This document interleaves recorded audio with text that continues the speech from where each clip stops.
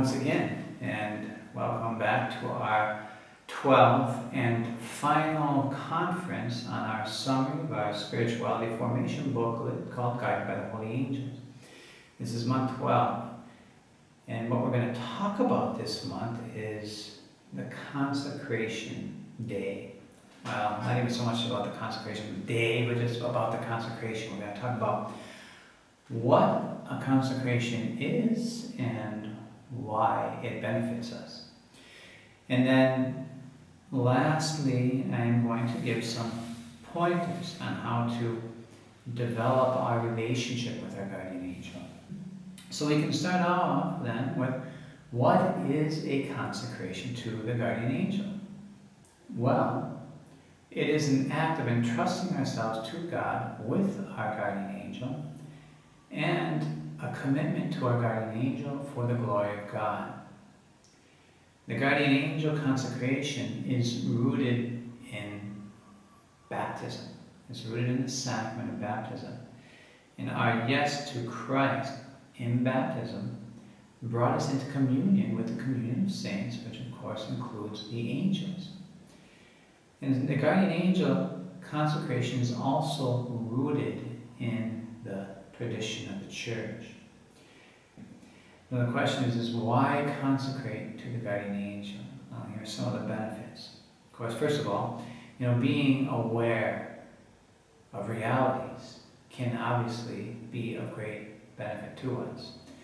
When we are aware of certain realities on the physical plane, we can preserve our health, we can save our lives, we can be successful or more successful in some event than others who don't know about the same things that we know about. That's one thing.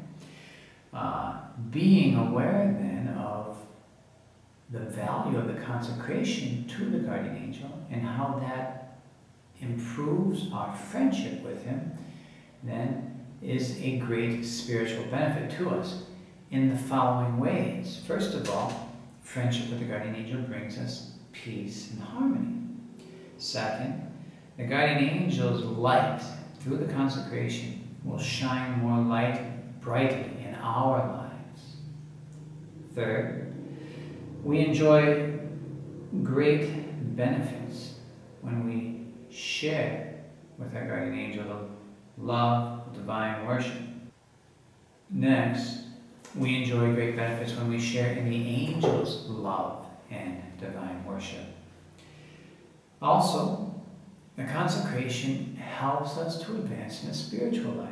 In other words, it helps us to grow in love. It helps us to grow in the friendship with God, in communion with God and man. And that is what the essence of true life is all about. That is the essence of what true happiness is all about. And so in that same sense, then, the consecration of the guardian angel is a benefit for the sake of obtaining true happiness. And obtaining happiness in this life as much as possible, because they help us grow on this path of what real life is all about. And guardian angel can contribute, therefore, more to our sanctification. Now, the consecration helps us to correspond better to the illuminations of the guardian angel, to the inspirations of the guardian angel, to the guardian angel speaking to us in our conscience to ward us off from something. Our consecration helps us to correspond to this grace better. We respond better to our guardian angel, and therefore we respond better to God. Now, our consecration should not be made lightly. It is a life-changing event, and so we don't want to go into it with the attitude of, well, yeah, I'll make the consecration, and then, we'll just leave it at that. Be nice, maybe learn a couple of things about the guardian angel, and prompt, I'm done with it.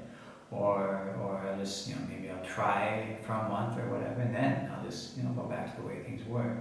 No, we want to recognize that this requires collaboration on our part. It's a huge gift, but it's not something to be taken lightly. It's something that we should be planning on spending the rest of our lives developing our friendship with our guardian angel so that he can help us love God more and love our neighbors more. Okay, so what are some practical tips for building our relationship with the guardian angel? Well, first of all, we can set fixed times to talk to our guardian angel. We can, for instance, greet him in the morning and entrust our day to him. And also, if we pass an image of our guardian angel, or an image of any angel, for instance, Saint Raphael here, we can greet Saint Raphael, but we can also greet our guardian angel through the image of Saint Raphael. And we can, we should try, obviously, to develop our listening ability, so to speak, with our heart, to be attentive to the guardian angel's inspirations, intuitions, and illuminations. We should also, to help advance our relationship with him, we should pray and talk with our guardian angel. We should tell him about the blessings that we receive from God. We should also confide in him about our challenges, our difficulties in life. We can confide our woes to our guardian angel and invoke his assistance. And what are some of the ways that we can invoke the assistance of the guardian angel? Well, when we travel, we can ask our guardian angel to protect us on our journey. We can invoke the assistance of our guardian angel in times of temptation. Very important task that the guardian angel has. In fact, he deflects many of the temptations that are thrown at us. We can ask the guardian angel help when we meet others for important meetings. We can ask our guardian angel for help, but we can also invoke the guardian angel of the person who we're going to meet with, so that the meeting runs smoothly. And therefore we can ask the help of the guardian angel to build bridges with other people. And we can ask the guardian angel to, all in that same sense, to help us to avoid dangerous contacts, maybe people who would be a bad influence on our lives. We can ask the guardian angels to help to protect us from dangers, physical dangers, spiritual dangers, psychological dangers. They can help us in all these things. And of course, we can ask their help for material needs. For instance, if we've lost something, a set of keys, a glove, we can ask our guardian angel to help us find it. We can also then, I mentioned briefly, we can call on the guardian angels of others as well. St. Francis de Sales had the practice of calling on the guardian angel of a diocese that he was visiting, or of a parish that he was visiting. And he would ask the guardian angel of that diocese or parish to prepare the people for his message. Okay, so again, we can invoke the assistance of other guardian angels, of other people's guardian angels, or the guardian angels of places. And then, in that same sense, we can talk to the guardian angel of another person to help us resolve or avoid difficulties. If we are in an argument with a good friend and we're feeling bad about that, well, we can talk to their guardian angel and ask their guardian angel to put a good word in for us so that we can resolve the conflict and get back to a peaceful relationship. And then the guardian angel can also do the following things for us. He can enlighten us to always speak the truth. He can enlighten us to seek the glory of God, seek the salvation of souls, and avoid idle and useless talk, and above all, gossip, and also obviously things like detraction and calumny. And so these are some good fundamental ways that the guardian angel can really help us.